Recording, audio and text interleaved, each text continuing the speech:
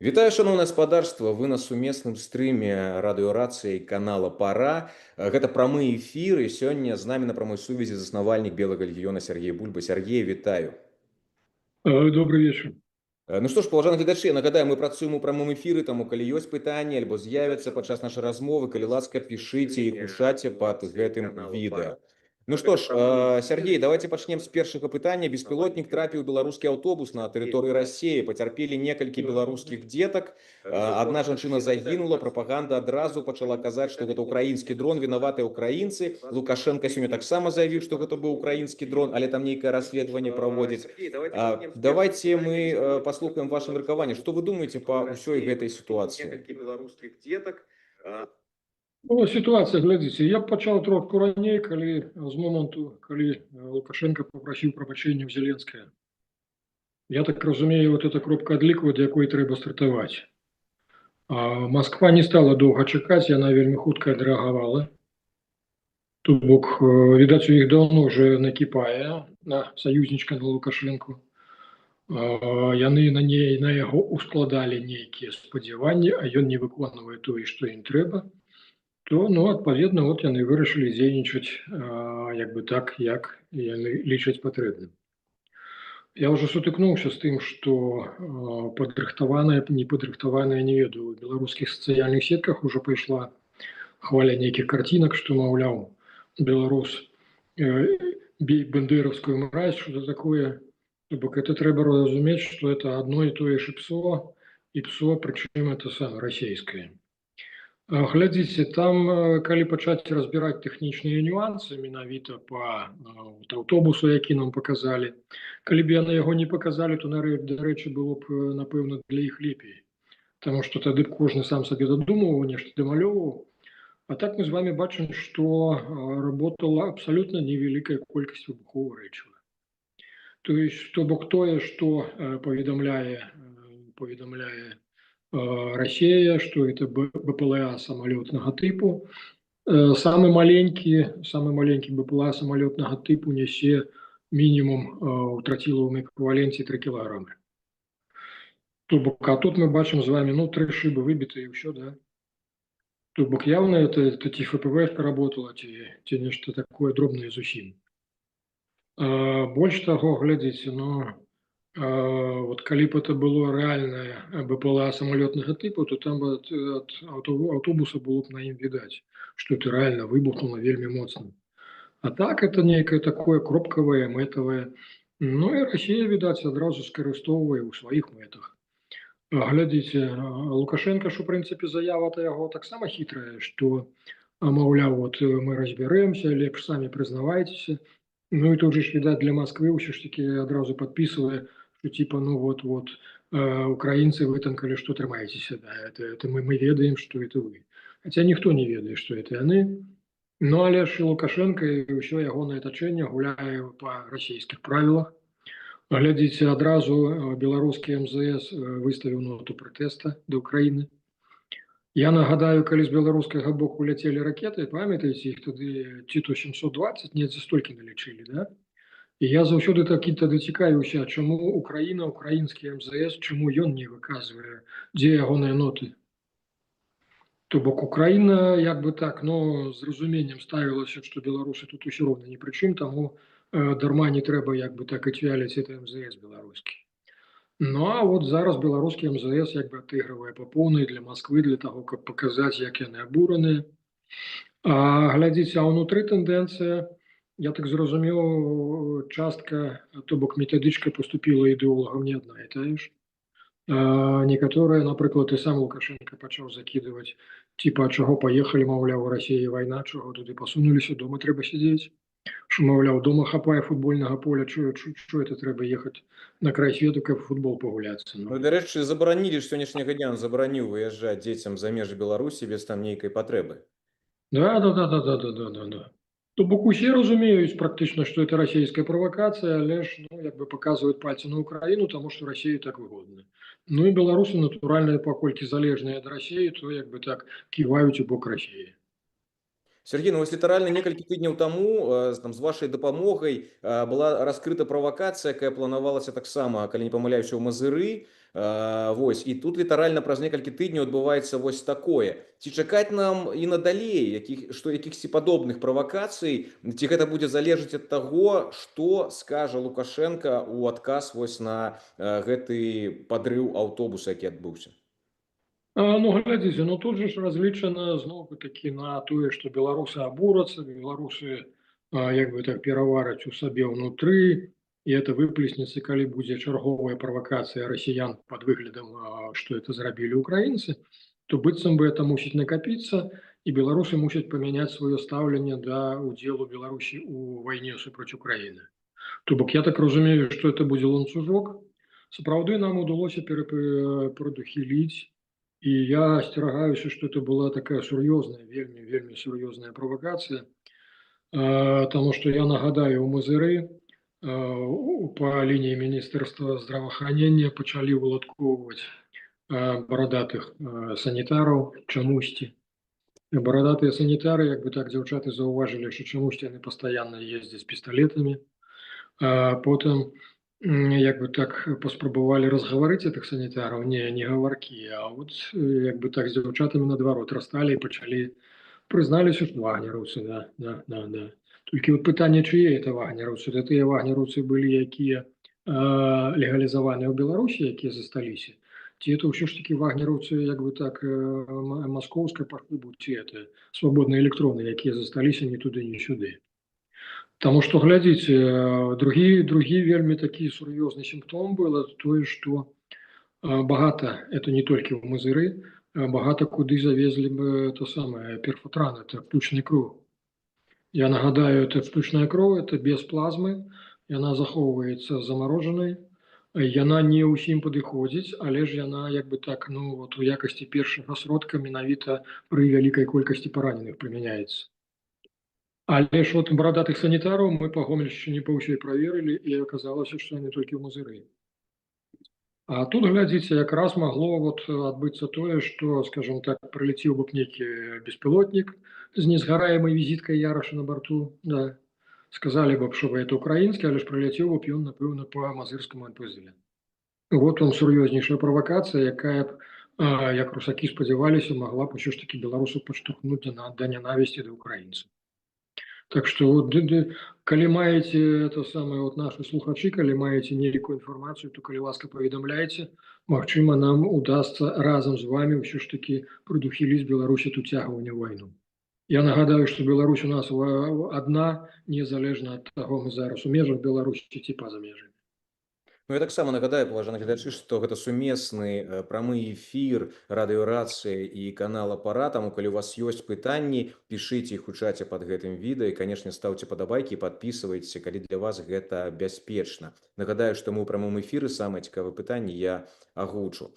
Сергей, вось вы ўжо ўзгадалі, што Лукашенко некалькі дзён таму назад папрасіў прабачэння ў Зеленскага. Ён сказаў, што я недзе перагнуў палку, але гэта быў адказ на вось гэтыя ягоныя недарэчныя заявы пра 500 цэляў, мы ведаем, і так далей, і так далей. Калі Владзімир Александрович пакрыўдзіўся, я выбачаюся за гэтыя словы. Во як, даволі нечакана, праўда, калі там некалькі месяцаў таму ён казаў, што там гніда і іншыя такія непрыемныя словы у адрас прэзідэнта Украіны, а тут кажа ўжо Владзімир Александрович, нечакана.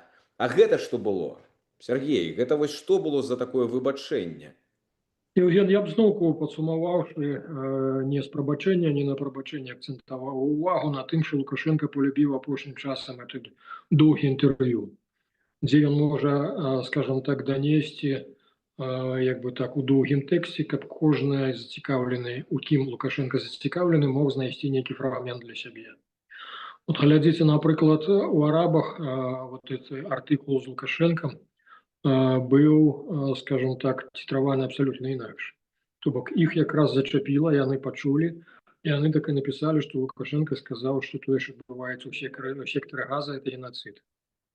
То бок это для іх спецыяльна было, спецыяльны месседж для іх. А для Украіны вот быў месседж, што ён просіць прабачэння, што ён разумее, што украінская армія на парадак на галаву мацнейшая за беларускую, і што ўвогуле ўся Беларусь адкрытая для Украіны, то бок ён прызнае, што Абсолютно не збіраецца ваяваць. Ну, але ж тут, глядзіце, трэба сказаць для шчырасці, што да, што Лукашенко шукае, ён зараз як найменшую моц мае. Скажем, ён слабы незвычайна. Я вот на сённяшні дзень, як бы так вот толькі свежа гаварыў недавно з украінскімі афіцэрамі, яны вельмі здзіўленыя ўсё ж такі, што адбыўся візіт Ціханаўскай ў Кіеў. Яны кажуць, што Лукашенко такі слабы, а яму супрацьвагу выставляюць увогуле ніякую. То бок Ціханаўскай не ёсць альтэрнатывы, это нават украінцы разумеюць. Разумееце, вот у чым бяда. А вяртаючыся да Лукашэнкі, ён сапраўды проста шукае для сябе ролі пасярэдніка ў любым міжнародным працэсе. Таму што ён разумее, што ідзе развязка беларуска-расійскай акупацыі супраць Украіны, ідзе ўсё да перамір'я, ён это прагназуе, ён пра гэта не першы раз гаворыць. І ён разумее, што як толькі ў Пуціна будуць свабодныя рукі ад Украіны, што Пуцін сур'ёзна з'явіцца ім. Зменай улады якраз у Беларусі. Это яго вельмі засмучвае і насцярожвае. Таму ён усяляк, як у той вужака на патэльні, шчыміцца хаця б убіцца куды-небудзь, каб, скажем так, каб выступаць пасярэднікам. Яму ўсё роўна. Ён же і Трампу расказваў, што ён можа быць талмачом і да Сі Цзіньпіня, і да Пуціна, і да Зеленскага. Ну і зараз ён як бы так стараецца сцвердзіць у арабскім свеце, што ён можа і выступаць і там як пасярэднік, як перакладчык, што хоча і хто чуе разумее. Сергей, ну вось калі вы кажаце, што яго турбуе будучыня, калі скончыцца вайна, ён возьмецца за Беларусь, а тады чаму ён зараз і ўвогуле, да, так званыя ўлады Беларусі зараз не звяртаюць увагу на вось гэту навалу расейцаў? Бо там ёсць інфармацыя, што там кожная 10-я кватэра, купленая ў Менску, гэта расейцы купляюць. Ёсць інфармацыя, што новыя ЖК, якія зараз здаюцца, там амаль па 80% кватэр выкупляюць расейцы. Яны зараз масава пераязджаюць жыць у Беларусь, не толькі ў Менск, але там і невялічкія гарады, там такія як Маладзечна, Барысаў, купляюць там кватэры, працуюць удалённа. Чаму ён на гэта не звяртае ўвагу? Тут же ж вельмі важна, хто яму, скажем так, кладзе на стол інфармацыю, ну даклад кладзе. І да чыйго дакладу ён сур'ёзна ставіцца. Тут глядзіце, з аднога боку яны нават калі планавалі ў свой час завесці 600 000 кітайцаў, то яны як бы зыходзілі з таго, што я не ведаю з падлікаў, яны лічылі, што калі будзе значна больш за 5%, то типа беларусы не перавараць кітайцам. Таму яны абмежавалі як бы на тым этапе абмежавалі у 600 000. Я, правда, разумею, што не паехала столькі кітайцаў, нікога это не зацікавіла прапанова. Зараз з русакамі, глядзіце, з аднога боку, скажем так, калі б у нас былі дзяржаўнікі сярод кіраўніцтва Беларусі, то, натуральна, яны паднялі пытанне. Таму што, глядзіце, зараз працоўная сіла, это туркмены, узбекі. Тыя ж пакістанцы, якіх Лукашенко планаваў 150 000 запрасіць, не паехалі. То бок іх не вельмі натхняе. Там колькі іх 580 чалавек прыехала, і тыя расмакталіся недзе то самае. Пакістан запытваецца, дзе. А яны, оказывается, ўжо ў Еўропу ўцяклі, скарыстаўшыся беларускімі візамі, падаўшыся як бежанцы. То бок, такое сабе. То бок, улады дабіліся таго, што выціснуўшы з Беларусі вельмі багата нацыянальна свядомых, яны дабіліся таго, што работаць няма каму, няма рабочых рук.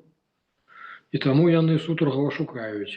З русакамі, глядзі, з аднога боку ёсць, я ведаю, што афіцэры ёсць як бы толковыя ў розных ведомствах беларускіх, якія разумеюць, што эту пагрозу.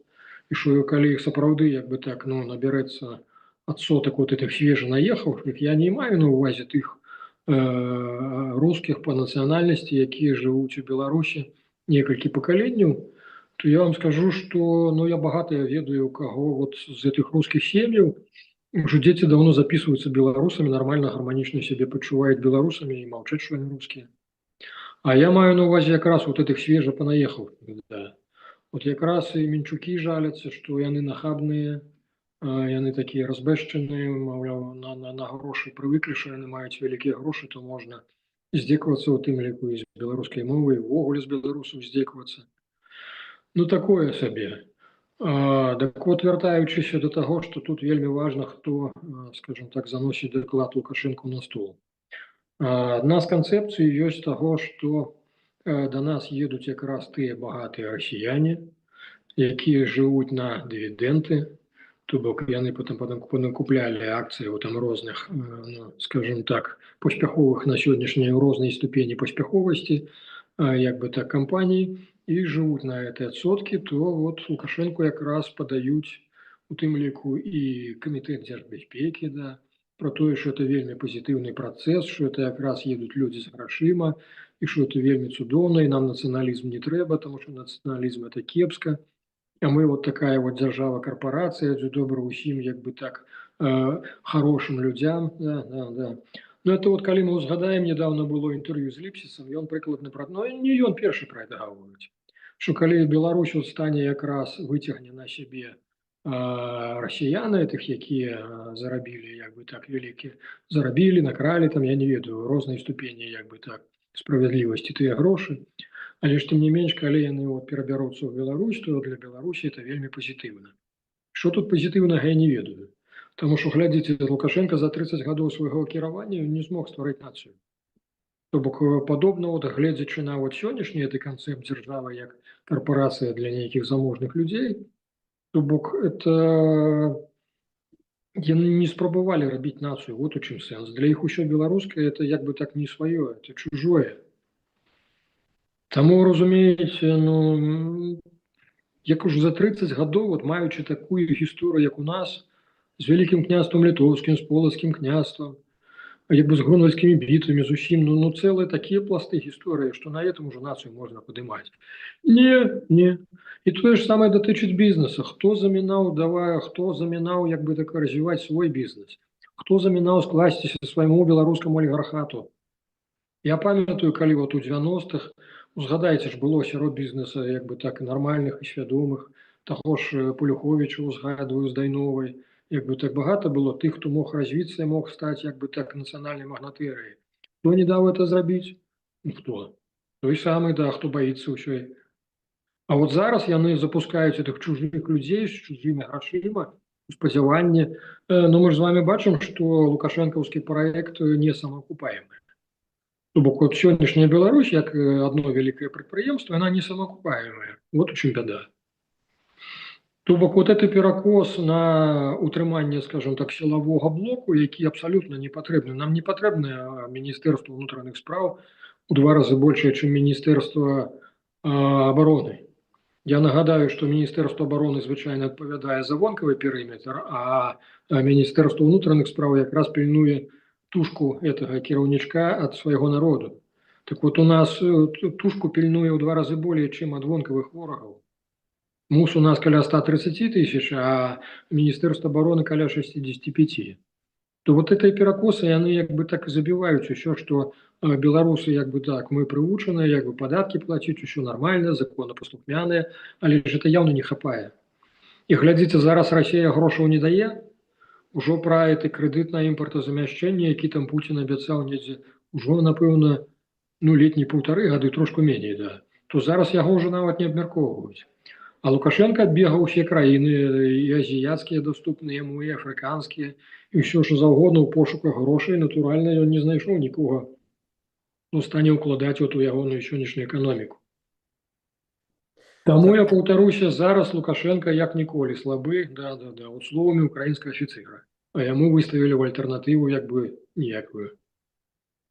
Ну што ж, паважаныя гледачы, я нагадаю, мы працуем у прамым эфіры, гэта сумесны стрым канала Пара і радыё Рацыя. Так што пішыце вашы пытанні да Сяргея у любы з чатаў, самае цікавае абавязкова агучу і атрымаем адказ ад Сяргея. Таксама стаўце падабайкі, падпісвайцеся на канал, калі для вас гэта бяспечна. Сяргей, давайте перайдзем да пытання. Ёсць некалькі пытанняў ад нашых гледачоў. Што рэальна пачнецца ў Беларусі летам? І другое пытанне падобнае. Што можа адбыцца ў Беларусі гэтым летам, а то ў воздухе штосьці павісла?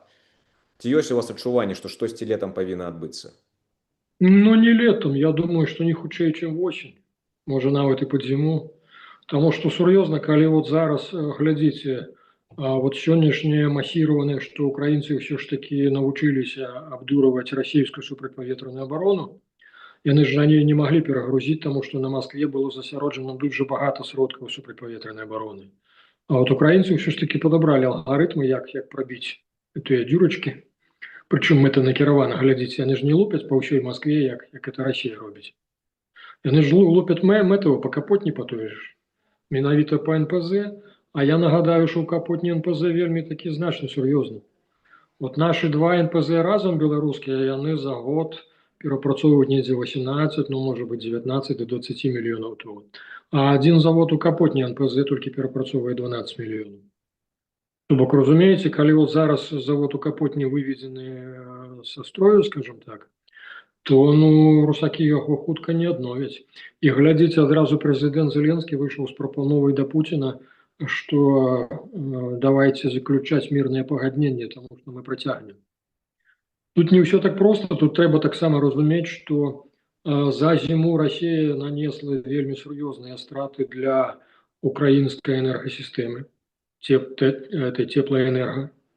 То бок эта зима вот для украинцев была холодная, и наступная, як бы так можа казаться, яшчэ больш холодная, потому что ну, русаки протягнуць эту тенденцию.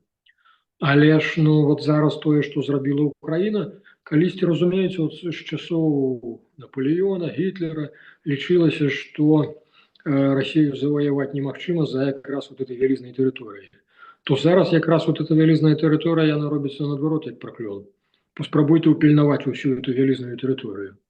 А яно ж вот, калі ты выходзіш з раніцы ў сваім якім-небудзь Саратаве і бачыш, што ў тебе гарыць НПЗ, і ты разумееш, хто это зрабіў, то неяк вот не так радасна на душы, як калі по тэлевізору паказваеш Крым наш.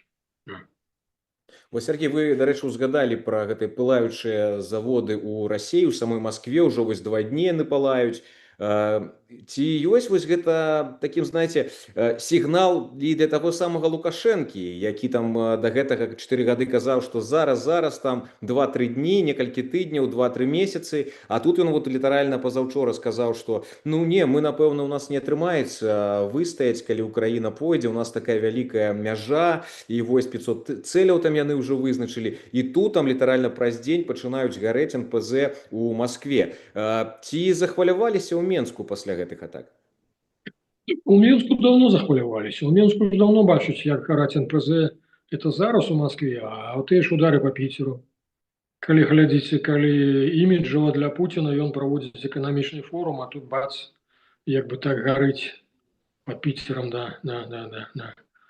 То бок Лукашенко давно захваляваўся, калі ён бачыў, што гэтыя заводы на Кубані, на той же ж, яны бачаць, што ў Крыму адбываецца. То бок яны бачаць, што украінцы як бы так асвоілі, скажем, новыя алгарытмы новай вайны цяперашняга часу. Не той вайны, да якой мы рыхтаваліся заўсёды, это вайна мінулага стагоддзя. Тому што яно вельмі адрозніваецца, я вот вам шчыра прызнаюся, не то, што нават 14-15, вот калі ва Ўкраіне, да, а нават 22, што там, 24 і 26, вот зараз яны настолькі адрозніваюцца. То бок эта вайна ўжо абсалютна іншага ўзроўня, абсалютна іншыя тэхналогіі, абсалютна іншыя падыходы. Ну, дарэчы, вось сённяшняя атака так званых гусей на Расію, я чытаў, калі не памыляюся, каля 1000 дронаў паляцела з украінскай тэрыторыі. Гэта ўпершыню за ўсе гады вайны па колькасці больш, чым запусціла Расія на тэрыторыю Украіны. Сергей, гэта пра што кажа? Што ўсё, Украіна перацягвае на свой бок перавагу, і зараз расейцам трэба трымацца, і гэта толькі пачатак? Это сапраўды толькі пачатак. Украіна, маючы меншы патэнцыял людскі і вытворчы, здолела выйсці на вытворчасць такой колькасці ўсіх тых малой авіяцыі, умоўна назовем БПЛА, ўсё астатняе, што яны ўжо перавышаюць па колькасці тое, што Расія можа выстаўляць кожны дзень.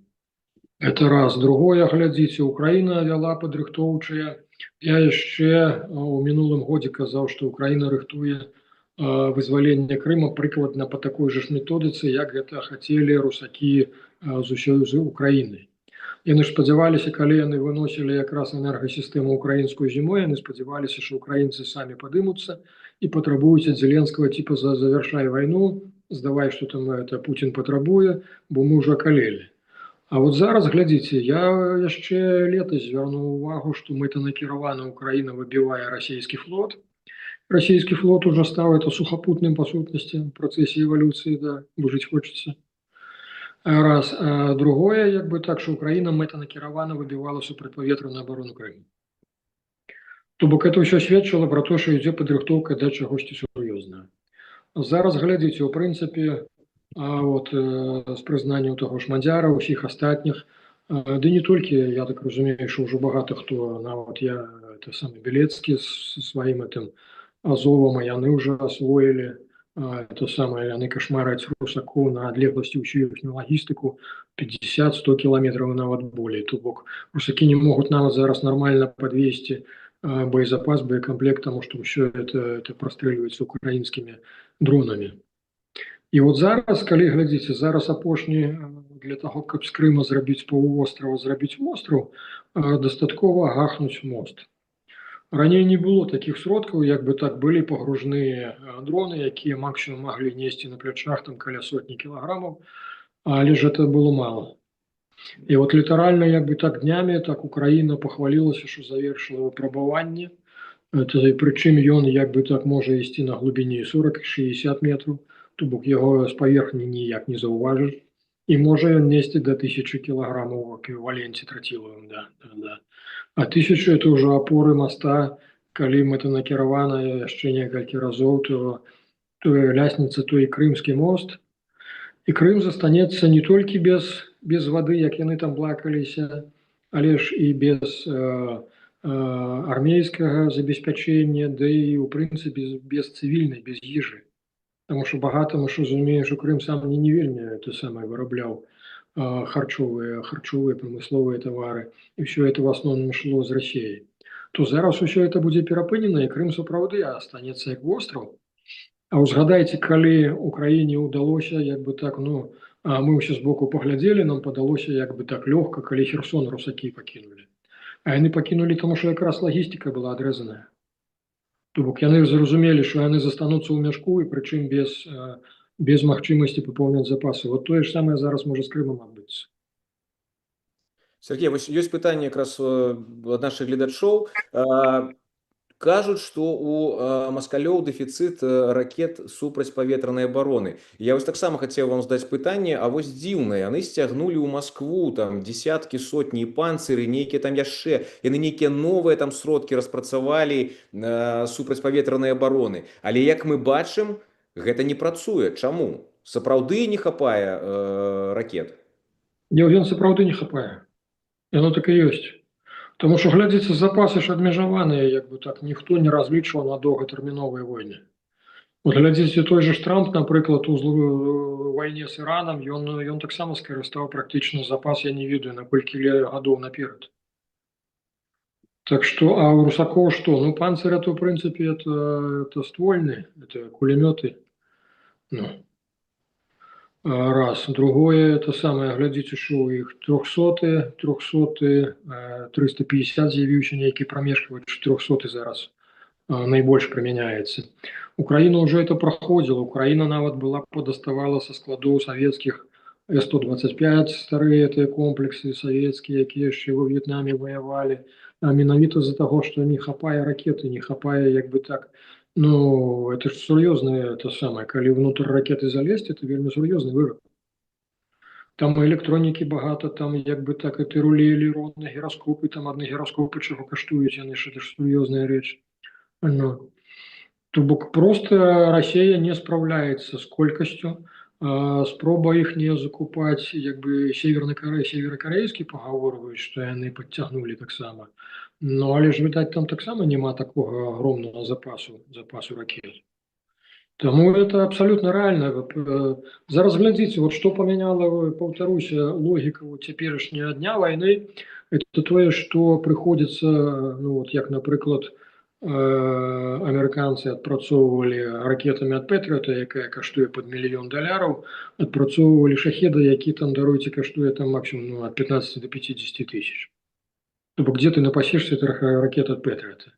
То уже американцы задумались, уже это самое, по-моему, японцам, ці то Mitsubishi, ці камусьці вот з таких вядомых канцэрнаў, як бы так, ідуць перамовы, каб ім таксама дазволіць вырабляць ракеты ад Пэтрыёта. І зараз пагаворваюць, што і ў Польшы тое ж самае будзе яшчэ ў Польшы дадаткова адкрывацца вытворчасць менавіта ракет для Пэтрыёта. Сергей, ну вось узгадалі Трампа. Дарэчы, на гэтым тыдні адбыўся саміт лідараў вялікай сямёркі, і там Зеленскі сустракаўся з Трампам і з Макронам. Але больш цікавіць, якія вынікі сустрэчы Зеленскага з Трампам вось вы заўважылі за гэтыя дні, да? Што пішуць, што людзі кажуць? Тут вельмі важны быў момант. Украіне ўдалося, як бы так, ну, відаць, цераз дыяспору, цераз сваіх уплывовых людзей арганізаваць сустрэчу Усіка, чэмпіёна баксёра, з Трампам. Ну, а Усік, як это самае, хлопец просты, прапанаваў Дональду бацькавічу, што вот кажа, вот у мяне дом у Киеве, магу вот вам вот задарма на тыдзень прадставіць, вы там пажывіце, паглядзіце, як кожны дзень это самае мы это сцеражэмся прылётаў з Расіі, з расійскага боку. Ну і Трампу, відаць, вот такая камунікацыя ў гарызанталі, яна да яго, ну вот. Разумееш, калі бывае вот палітыкі, яны ўвесь час камунікуюць з людзямі, якія, ну, не вельмі шчырыя, якія кіруюцца сваімі інтарэсамі, да? А тут, калі вот часам яны трапляюцца, ну, вот як Усік, ён дастаткова як бы шчыры быў, і я думаю, што яму ўдалося як бы так закрануць не толькі мозг, але ж як бы так і недзе сэрца як бы Трампа. Плюс к этому пагаворваюць, што Зеленскі паказаў Трампу як бы наступствы якраз бомбардзіроўкі, калі па этой самай, па Киева-Печерской лавры русакі атрабатывалі, да. Трамп это таксама вельмі ўразіла, ён як бы не чакаў, што Путін стане такім займацца. І таму як бы так на сённяшні дзень Украіна адчувае як бы так сваю і маральную перавагу, і як бы так ім удалося па сутнасці перацягнуць Трампа. Ну, але ж тут глядзіце, як бы так, тут не варта надта спадзявацца, тому што ўжо былі такія моманты, калі вы згадаеце, украінцы нават узрадаваліся, што яны з Меланіяй наладзілі кантакт, і Меланія Трампенко, як украінцы з любоўю абазвалі, таму што яна здольная ўплываць на Дональда, да, пачала была даносіць яму нейкую інфармацыю. Ну, але ж, ну, тут ёсць праблема, таму што у Трампа ж самі разумееце, як бы ўзрост 80 гадоў і пастаянна такі шквал інфармацыі раз з розных бакоў, то ён як бы так, ну вот як у калейдаскопе, калі-нікалі нешта можа як бы там месцамі вывальвацца, правальвацца. Ці хто-небудзь прынясе такі факт, які як бы так засмявае тое, што ён пачуў перад гэтым. Ну, але ж пакуль тактычна як бы так перамога цалкам па лініі вот міжнародных кантактаў і ўплыва на Трампа, то, канешне, на баку Украіны. І вось, дарэчы, таксама пра Іран трэба згадаць, бо там паведамляецца, што ўжо падпісана здзелка. Сергей, што пра гэта вядома, што там з Іранам, і ці азначае гэта, што калі здзелка ўжо падпісаная, што Трамп зараз будзе больш удзяляць увагі заканчэнню вайны ва ўкраіне? Евген, тут трэба разумець, што для Трампа Іран это ўсё ж такі стратэгія. Як бы тактычна мы бачым, што тактыку яны правалілі. Яны там нарабілі столькі ляпаў, пачынаючы ад таго, што згадайце літаральна яшчэ паўгады таму, калі ў Іране пачыналіся пратэсты. Это было паўгады, ці можа трошку болей, да? І Трамп сам заклікаў як бы іранцаў выходзіць пратэставаць. І тады вот якраз гэтыя байцы КСІРа яны пазнішчалі вельмі багата пасіянарыяў іранскіх. Тых, хто б мог на сённяшні дзень пратэсты як бы ўнутры краіны ўзначаліць. То бок, ну, неўзгодненасць, канешне, страшэнная. І тым больш вот зараз Трамп спадзяваўся, што ён прыляціць, ну, ягоныя войскі прыляцяць, закідаюць Іран, Іран спалохаецца, а Іран не спалохаўся. І што? Іран пачаў супраціўляцца. І атрымалася, глядзіце, вот другая армія свету завісла ва ўкраіне, а першая армія свету завісла ў Іране, да? То бок, это вот для того, каб вот это спесь пазбіваць, што з аднога, што з другога, да? Ну, але ж нагадаю, што ўсё ж такі у Трампа ёсць стратэгія, таму што, глядзіце, вот з Венесуэлай яны не здарма стараліся. На сённяшні дзень Венесуэла пастаўляе нафты на міжнародны рынок ужо на 60% больш, чым пры Мадуры. То бок, это тое, што трэба было якраз Трампу. І тое ж самае, у прынцыпе, ён згодны, падобна, што ён пагодзіцца падпісаць менш выгодны для Злучаных Штатаў як бы так мірны дагавор, менш выгодны, чым нават які быў падпісаны ў 15 годзе 2015, які Трамп вельмі крытыкаваў, але ж падобна, чаму прыйдзецца падпісаць яшчэ горш для Злучаных Штатаў. Але ж самае галоўнае, што стратэгічна ён дабіваецца таго, што з Ірана будуць зняты санкцыі, і частка еўрапейскіх краін ужо это пацвердзіла. А это гаворыць, што Іран проста сваёй нафтай залье як бы так ўсё, што можна. І это прывядзе да рэальнага зніжэння цен на нафту, і ў тым ліку ну нават вот некаторыя ўжо расійскія эканамісты як бы так паднялі гвалт, што цана можа ўпасці і до 20 до 30 даляраў, а это ніжэй сабекошта той нафты, якая Расія здабывае. То бок Расію можа чакаць зноў-такі доля Савецкага Саюза. Ну што ж, на такой, думаю, добрай ноце скончым сённяшні стрым. Я спадзяюся, што сустрэнемся праз тыдзень, калі будзе што цікавае абмеркаваць. Ну а вы, паважаныя гледачы, стаўце падабайчыкі, падпісвайцеся на канал Радыё Рацыя, таксама на канал Пара. Наперадзе нас чакаюць вельмі цікавыя падзеі, і будзем за імі сачыць і іх абмяркоўваць. Дзякуй, Сергей, гонар і годнасць. Прэй. Ну што ж, я з вамі развітваюся. Жыве Беларусь.